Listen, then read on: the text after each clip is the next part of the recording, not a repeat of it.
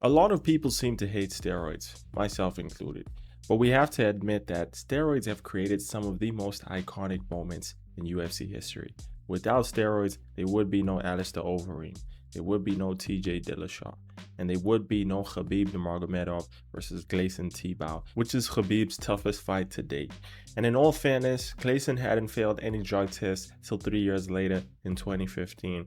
But just from a simple eye test, it looks like the guy was probably on something. It would be pretty hard to convince anyone otherwise. While Khabib did win this fight officially, a lot of fans seem to think it was a robbery, and for a long time I didn't. That was until I watched the fight and literally counted every significant strike.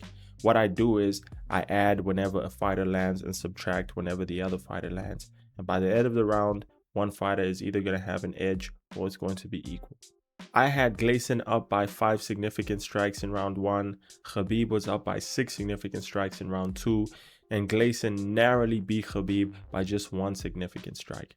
For some reason, all the judges gave every round to Khabib, and I just don't think that's fair. They were probably focusing heavily on the control time, which just doesn't make any sense to me. At the end of the day, we're fighting, not wrestling. It's about who does the most damage, whether you do it in the striking or wrestling department, and I felt that Gleison did more damage.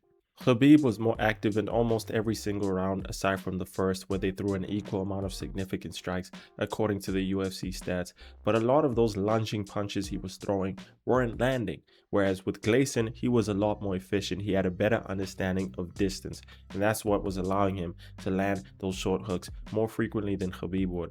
On top of that, whenever Khabib would blitz in carelessly, Gleison would counter him with his left hand. He did that on at least 2 occasions. He also managed to do it with a jab.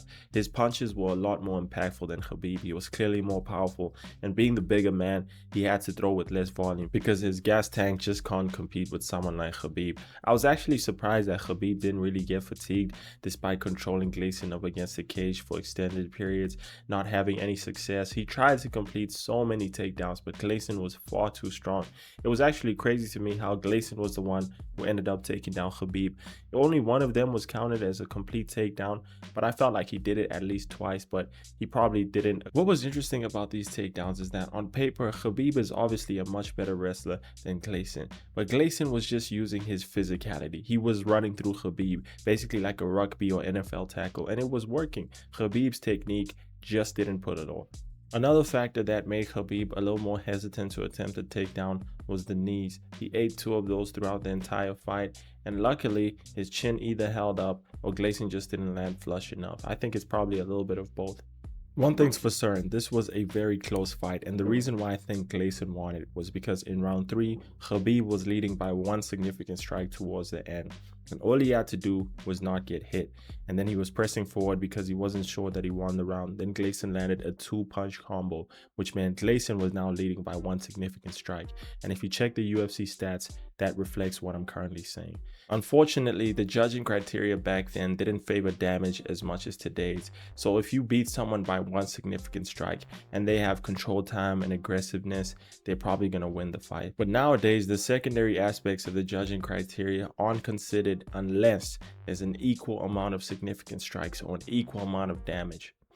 In retrospect, maybe Khabib didn't rob Gleison. He just took advantage of bad judging criteria, and it's not his fault. But what makes me mad is that in what world should damage not be the primary judging criteria? And I'm not saying it wasn't primary back then, just not as primary as it is now. It's kind of like you scored 21 points and your opposition scores 20, and then they win because they had more possession, more shot attempts. It makes absolutely no sense. If I beat them by just 1 point, I beat them, and the same should be applied to MMA. If the UFC were to implement live scoring, I think we probably wouldn't be having these debates so often, but for some reason they haven't. If I was a journalist, these are the questions I would be asking.